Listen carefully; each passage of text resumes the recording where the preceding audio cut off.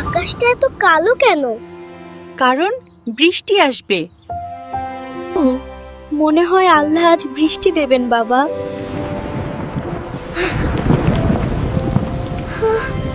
Yahoo! বৃষ্টি! আম্মু, আমি বাইরে গিয়ে খেলবো। বাবা, বৃষ্টি হচ্ছে, ভিজে গেলে অসুখ হতে পারে। থামো ফারহান, বৃষ্টি হলে আগে কি করতে হয় জানো?